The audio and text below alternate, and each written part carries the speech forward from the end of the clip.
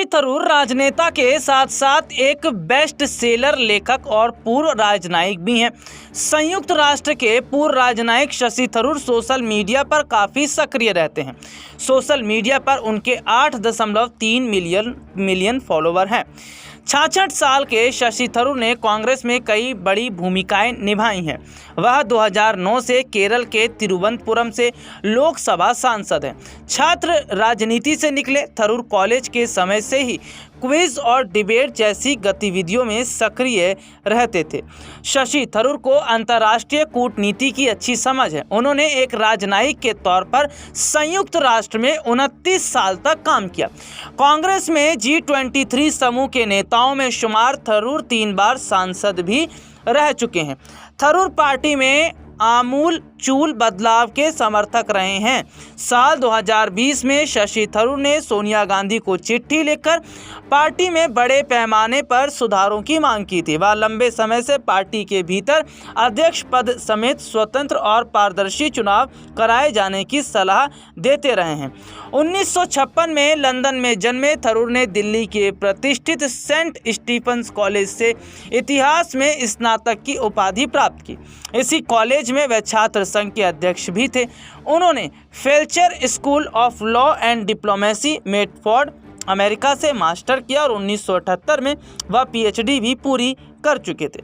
संयुक्त राष्ट्र में शशि थरूर का लंबा कार्यकाल रहा। एक राजनयिक के तौर पर उन्होंने संयुक्त राष्ट्र में अपने कार्यकाल के दौरान शीत युद्ध के बाद शांति एवं संचार के लिए अवर महासचिव के रूप में अपनी भूमिका के अलावा महासचिव के वरिष्ठ सलाहकार के रूप में कई महत्वपूर्ण जिम्मेदारियों का निर्वहन किया।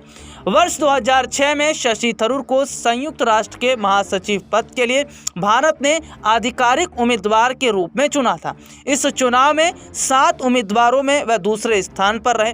दक्षिण कोरिया के पूर्व राजनयिक और राजनेता बान की मून ने यह चुनाव जीता था। सेवानिवृत्त होने के बाद साल 2009 में वह कांग्रेस के टिकट पर पहली बार तिरुवनंतपुरम से सांसद के रूप में चुने गए। इसके साथ ही देश की सक्रिय राजनीति में उनकी एंट्री हुई। वह UPA सरकार में विदेश राज्य मंत्री के तौर पर भी जिम्मेदारियों को निभा चुके हैं। शशि थरूर कांग्रेस पार्टी के वरिष्ठ नेताओं में से एक माने जाते हैं। इसके साथ ही अपने दर्शकों को बता दें, शशि थरूर देश के कई मुद्दों पर बात करते रहते हैं। हाल ही में शशि थरूर ने यूनिफॉर्म सिविल कोड के मुद्दे पर भी अपना बयान दिया है। यूनिफॉर्म सिविल कोड का मुद्दा पूरे देश भर में चर्चाओं का विषय बना हुआ है। सीधे तौर पर देखा जा रहा है कि यूनिफॉर्म सिविल कोड के मुद्दे पर एक और जहां सत्ता पक्ष की तरफ से राय कुछ और है, तो वहीं विपक्षी पार्टियों का जिक्र करें तो सीधे तौर पर देखा जा रहा है कि विपक्ष का यह कहना है कि यूनिफॉर्म सिविल कोड लाकर सरकार सीधे तौर पर एक समुदाय को टारगेट कर रही है। प्रधानमंत्री नरेंद्र मोदी के बयान के बाद समान नागरिक संहिता पर देश भर में बहस जारी है। संभावना है कि इसी महीने शुरू होने जा रहे संसद के मानसून सत्र में केंद्र सरकार इसे सदन में पेश कर सकती है। मुस्लिम संगठन जहां इसका विरोध कर रहे हैं, वहीं राजनीतिक दलों की राय इसे लेकर बटी हुई है। वरिष्ठ कांग्रेस नेता और सांसद शशि थरूर ने UCC को लेकर पार्टी के रुख पर बयान दिया।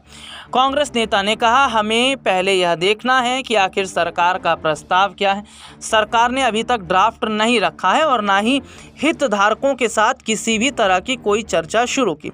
इसलिए कांग्रेस पार्टी ने फैसला किया है कि वह तब तक कुछ नहीं कहेंगी जब तक ड्राफ्ट सामने नहीं आ जाता। समान नागरिक संहिता को लेकर चिंता का जिक्र करते हुए उन्होंने कहा, एक डर है कि इससे विभिन्न समुदायों को मिले अधिकारों का हनन हो सकता है।